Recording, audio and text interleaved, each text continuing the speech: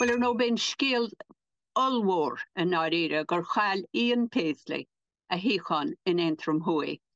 Sin tar éis ceithre bliana agus le chéad deireadh le brí heilech Paisley. Thug Jim Allister Canada an TUV an Síocháin Wai. Bhí fearras bár de ceithre céad cuige vóta ag Jim Allister ar Ian Paisley. Ní raibh aon chunne lei seo ar chorbich. Dúirt Allister é hen go raibh sé talamh chreach agus a bhíringe sin é cheap chuileáine eile freisin. Deireadh ré ar go leor bailí agus teachtareacht an Gian agus an chrúi ar fad gon DUP a chail trí híchan in iomláine. Chail siad cean amháin in cean sin gon TUV, chail siad cean eile Antrim Heath a chuaigh ag an UUP deireadh le Robin Swan an tír ad a sláinte in Stormont an Síocháin sin a bhaint go Paul Gervin. Agus in sin chail siad an Síocháin a bhíoch ag Jeffrey Donaldson ag Leanan Lagan. Déirí le sorcha Eastwood an Síocháin sin a thógáil watha. Aber mhór déanta aici le 5 bliana nuas chun é sin a dhéanamh achas dócha a bhíonn sé gachar atárlaithe ó maidir leis an scanal faoi Jeffrey Donaldson gur chuidir sé sin léthe agus bhí mór aici.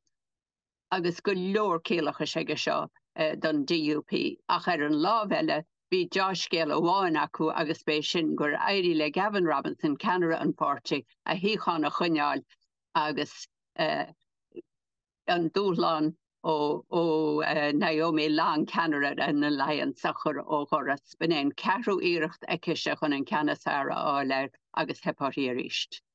Tá bhóta an DUP a titim go seasta le 7 bliana an nuas.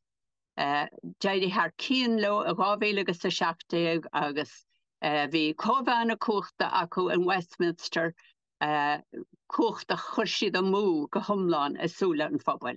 Nearna siad práiseachta in áireadh mar gur siad chótóca sin le breatimicht crua agus tá lorg an bhreatimiachta agus a gur chuige i le an bhreatimiachta ar an meth atá take orthu. Agus an scéal mór thairis sin go bhfuil siad a rá le aondachtaí heile go gcaitheadh siad a theacht le chéile, go gcaitheadh siad có-aontú nó ar a leid mar go tócháin, réabhtócháin a bheith acu as seo amach.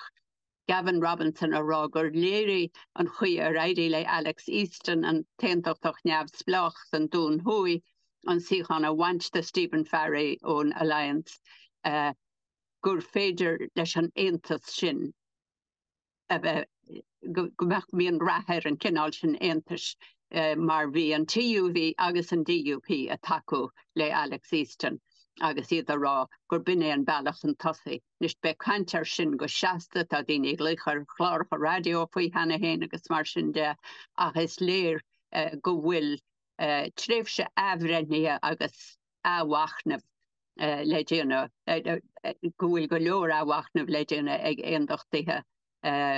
Beidir go bhfuil chuide rá go bhfuil an teachtareacht róúltach agus daoine eile rá bhfuil go néiríonn leis an teachtareacht dúltach mar a léirí Jim Allister an TUV agus cinnte go bhfuil tréimhse chorach áhachnamh rumpa.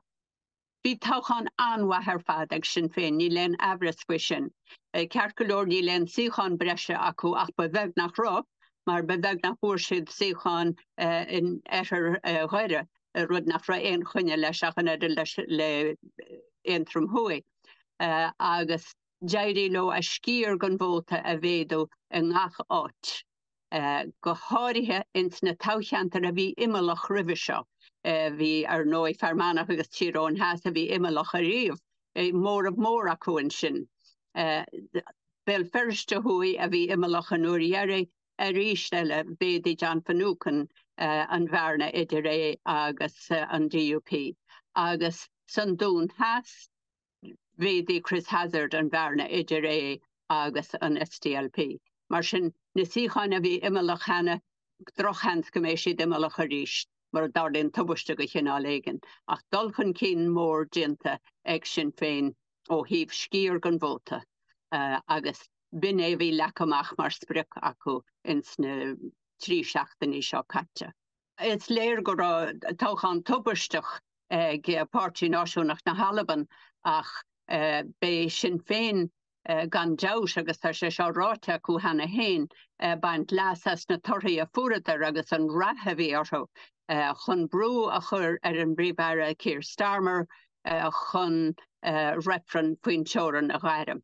Is drochans gunnean sé rudarú ní ra éon leidir bhaid go dtí seo go meach sim ige ina lehead ach gan deis híltha go meach an túdarás acu de bhár a níirt in na Comhairle, Stormont agus a Westminster go mé an túdarás acu chun éileh a dhéanamh go leagfaí amach na critéir le haidh an referan faoin teoran agus go gaithead sé éisteach do bhirtó sin.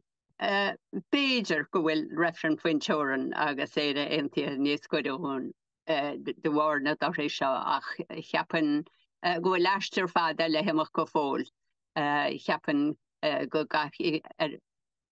ar a leid trí nó ceithre bliana a chaithimh a gulbhú plán ceart mar tásaiging ar fad cin tubaist a bhí san referan faoin ratamacht na bhar nach rá tada olbíthe roimh ré agus nach rosaigh daoine céir le haghair a siad bhótáid agus ní dólan go meach aonge atá géirí éire aontaithe a géirí go meach gunnean faoi praseacht an referan.